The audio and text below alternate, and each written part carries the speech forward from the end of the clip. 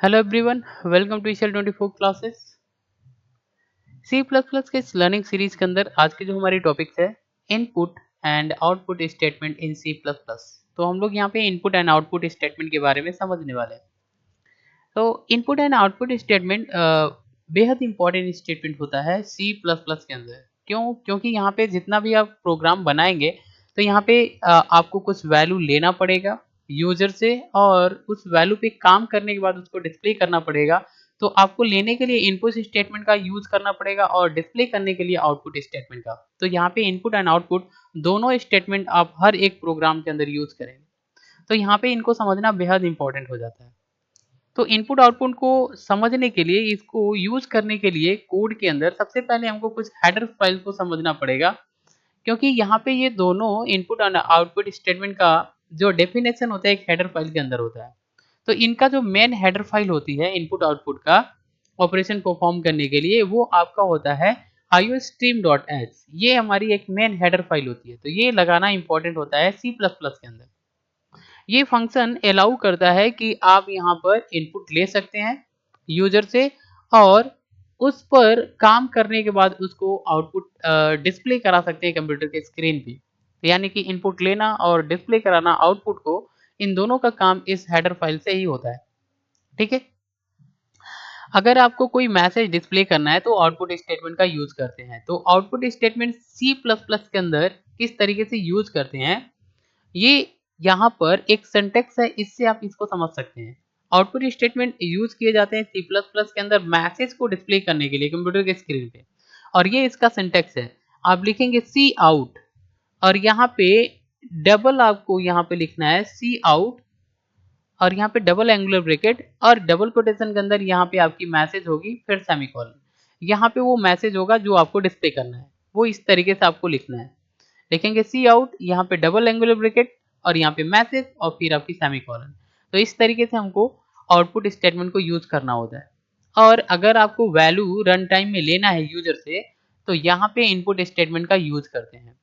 Input statement आपको user से value लेने में मदद करता है। यानी कि अगर आपको रन टाइम में यूजर से कोई वैल्यू लेना है, उसको किसी वेरिएबल में रखना है, तो हम यहाँ पे इनपुट स्टेटमेंट का यूज कर लेते हैं। ये इसका सिंटेक्स है।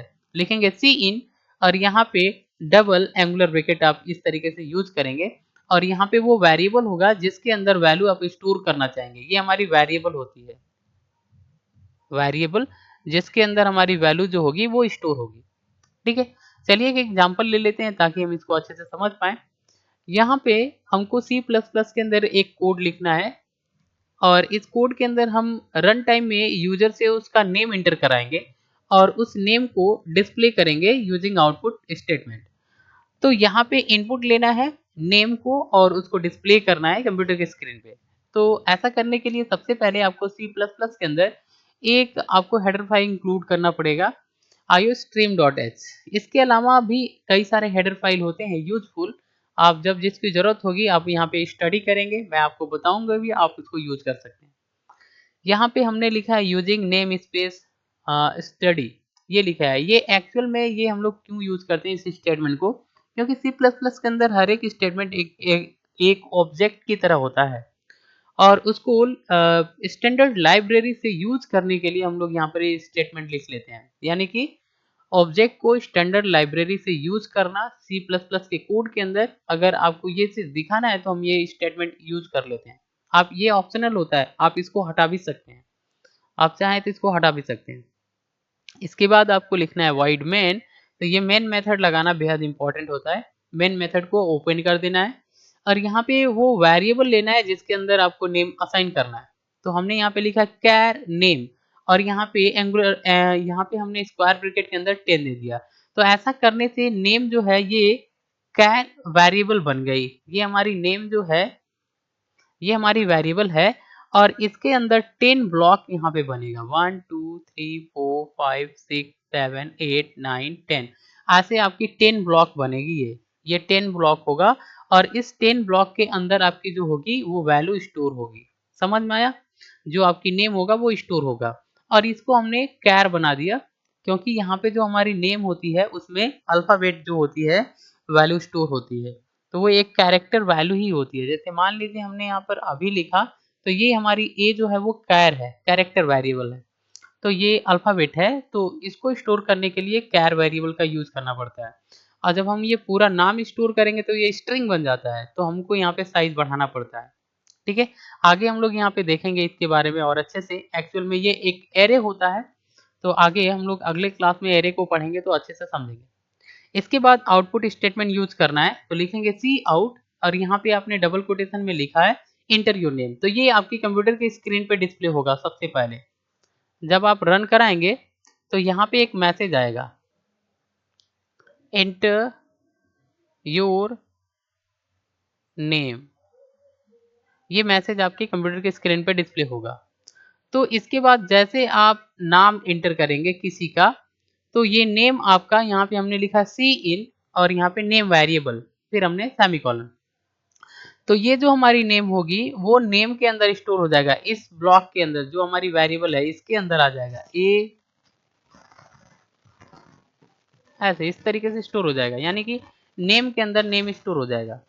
और फिर आप लिखेंगे सी आउट और यहाँ पे आपने लिखा हाय डबल कोटेशन में, तो ये हमारी मैसेज आ जाएगी हाय। क्लियर?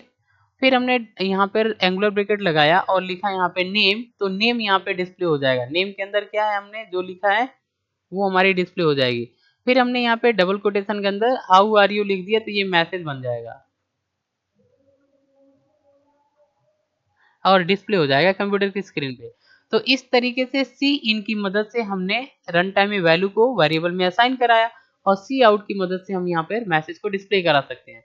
फिर हमको यहाँ पे गेट सीएस हमने लगा दिया। ये क्या होता है, जो हमारी ये मैसेज आती है स्क्रीन पे, इस मैसेज को होल्ड करके रोका रहता है ये गेट सीएस फंक्शन। अगर ये आप नहीं लगाएंगे तो आंसर आएगा, आप देख नहीं पाएंगे कि हमारा रिजल्ट जो है वो क्या है। ठीक है? और इस तरीके से फिर लास्ट में आप यहाँ पे मेन मेथड को क्लोज कर देंगे। तो चलिए हम इस कोड को रन करा के दिखाते हैं आपको कि ये किस तरीके से आप सी प्लस प्लस में राइट करके इसको रन करा सकते हैं। इसके लिए सबसे पहले आपको ओपन करना है सी प्लस प्लस और यहाँ पे हमने इस कोड को टाइप कर रखा है ताकि आप इसको अच्छे से समझ पाएँ। तो यहाँ पे देखिए, सबसे पहले आपको यहाँ पे यूज़ करना है, यहाँ पे हमने यूज़ किया हैच इंक्लूड iostream.h, एक हेडर फाइल इंक्लूड कर लिया है। इसके बाद एक और हेडर फाइल इंक्लूड किया हमने हैच इंक्लूड conio.h। ये हमने क्यों यूज़ किया, क्योंकि यहाँ पे हम CLR SCR ये क्लियर फंक्शन को यूज़ करेंगे और getCS फंक्शन, ये दोनों फंक्शन का डेफिनेशन इसके अंदर होता है, इसलिए हम यहाँ पर इस हेडर फाइल को इंक्लूड कर ली। फिर लिखना है void main और मेन मेथड को यहाँ पे करली ब्रैकेट से ओपन करना है। फिर हमको ये क्लियर फंक्शन यूज़ कर लेना है, ये स्क्रीन को क्लियर करता है। और फिर हम लिखेंगे कैर नेम, इसका साइज हमने 10 ब्लॉक कर दिया। और फिर हमने लिखा यहाँ पे इंटर योर नेम, यहाँ पे सेमीकोलन और यहाँ पे हमने सी इन करके नेम को नेम के अंदर असाइन करा लिया। और फिर हमने सी आउट कर दिया हाय और यहाँ पे नेम को कर दिया, तो नेम डिस्प्ले हो जाएगा। फिर ये हमारी मैसेज डिस्प्ले हो जाएगी। तो यहाँ पे मैसेज डिस्प्ले हो जाएगी हाउ आर यू, और फिर गेट सीएस और इस तरीके से क्लोज कर लिया। तो इस तरीके से आप कोड को राइट कर सकते हैं। रन कराने के लिए आप यहाँ पे जाएंगे, पहले कंपाइल करना है, कंपाइल पे क्लिक करेंगे F9, यहाँ पे प्रेस करेंगे, कंपाइल हो गया, एरर नहीं है। अब आप इसको कोड को रन करा सकते हैं। रन पे क्लिक करेंगे ऐसे, तो यहाँ पे आपसे नेम पूछेगा, तो आप अपना नाम इंटर कराएंगे और इंटर कराएंगे। जैसे आप करेंगे तो देखिए यहाँ पे मैसेज शो हो गया, हाय अनिरुद्धा हाउ आर यू। तो इस तरीके से आप यहाँ पे सी प्लस प्लस के अंदर इनपुट एंड आउटपुट स्टेटमेंट को यूज कर सकते हैं अपने कोड के अंदर। आज के लिए बस इतना ही। Thanks for watching. अगर ये वीडियो इन्फॉर्मेटिव लग रही है तो चैनल को सब्सक्राइब करिए एंड शेयर करिए। Thanks for watching.